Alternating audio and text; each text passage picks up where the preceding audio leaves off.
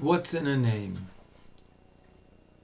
It occurred to me today because I saw a headline that was part of an email exchange that I get, that it must be awfully hard for somebody a generation younger than me, perhaps, who has a knowledge of computers but is trying to find information online to help with the chore, and can be a chore sometimes, of helping your child learn online.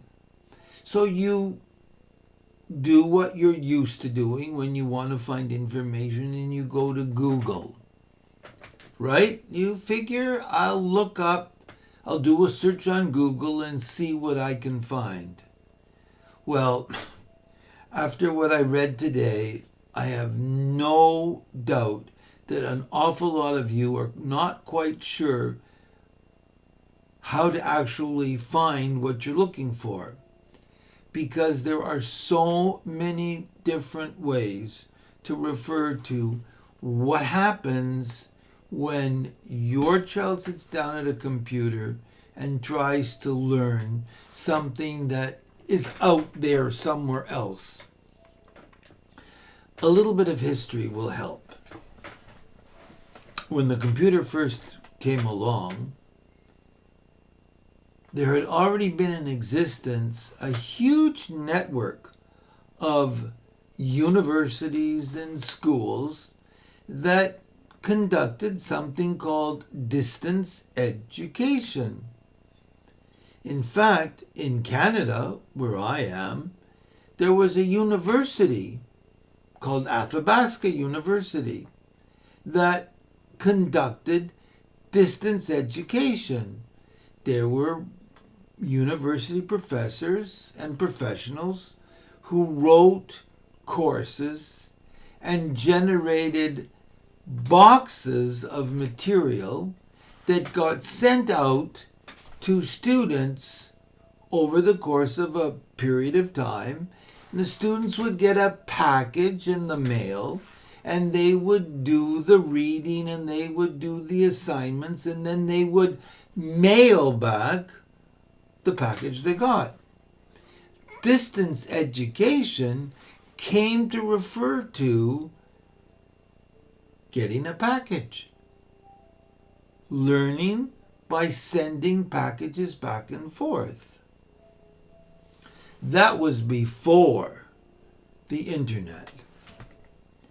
The internet came after something called the World Wide Web.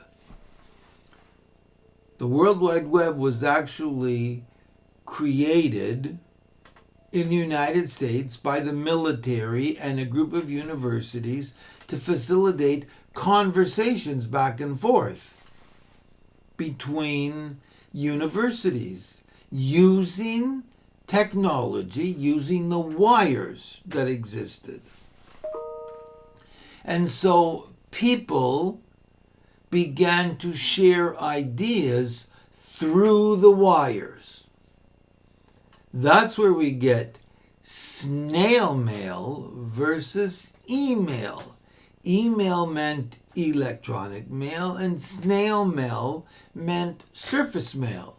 So once we got to that, distance education using the mail became something very different. It was still distance education because in the minds of the people involved in that endeavor, it was conducted at a distance, except instead of using the postal service, whether that be Canada or the United States or someplace else, we were using electronic means. We were using the World Wide Web. For those of you old enough to remember, there was a time when the World Wide Web was all text.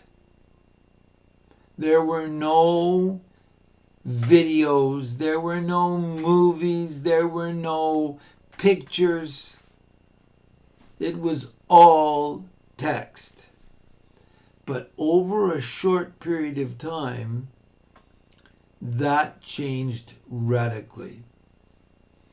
I remember the first CD-ROM, but you don't, some of you are wondering what I'm referring to.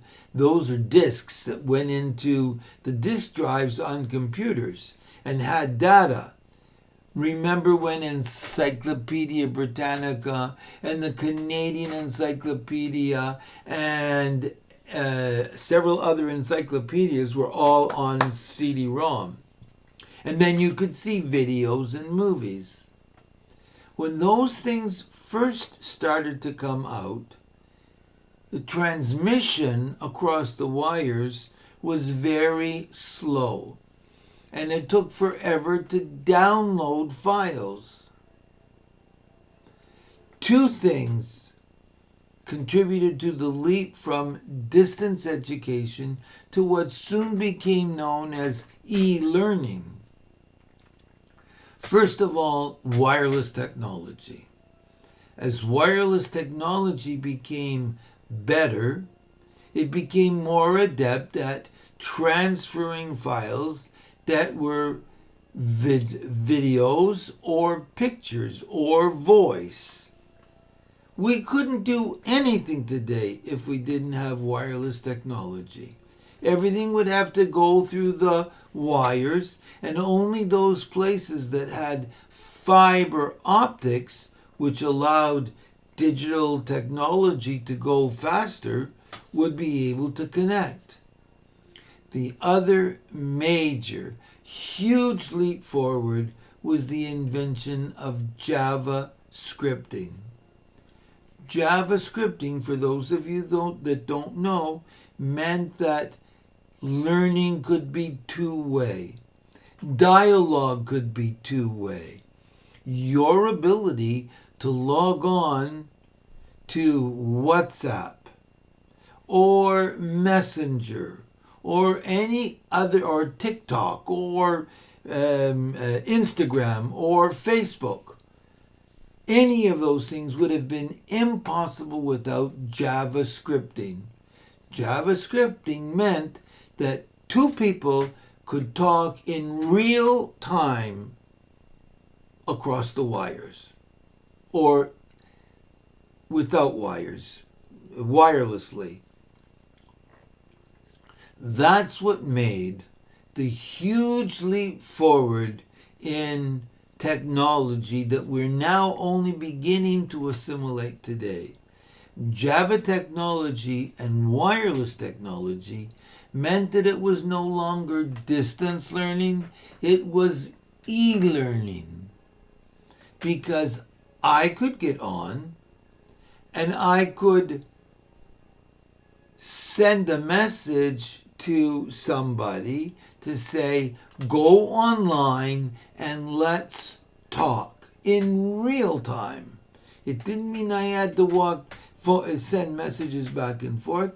It meant I could talk to you like I'm talking right now.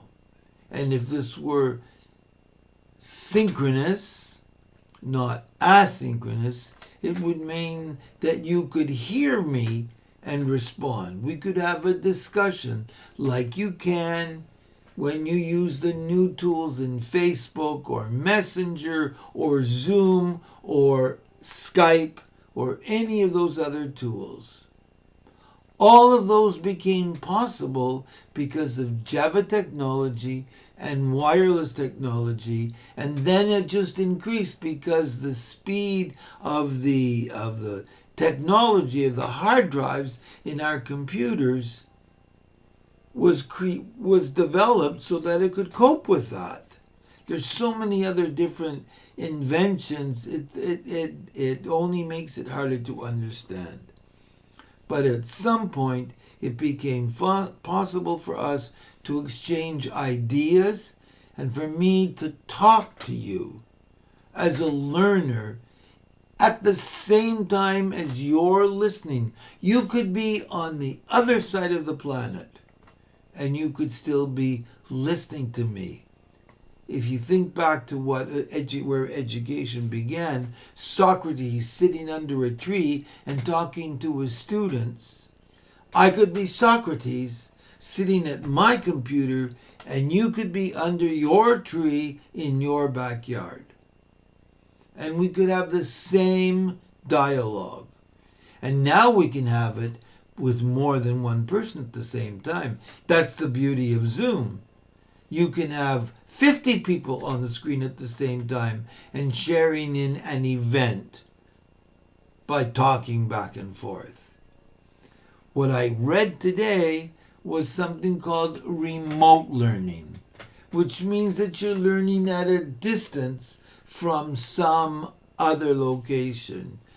I could be in the school physically, and you could be in your home rather than in my classroom. So I can see where the word remote learning makes sense. But now we're talking about distance education, we're talking about e-learning, and now we're talking about remote learning. So when you go online to look for information and look for ideas, think about those three terms: e-learning, distance education, remote learning. Any one of them will come up with information for you. And as you're doing your search, remember that without wireless technology and without JavaScripting, of course there's been more on top of that, I'm making it simple for you to understand, but without those two things, nothing else would be possible. We would be back to, I type a message to you, and you go on sometime later and you read it, and you respond to me, and then I pick up that message. Can you imagine how hard it would be today if we were still stuck at the early days of the World Wide Web, which came to mean the internet? Onwards. Have fun.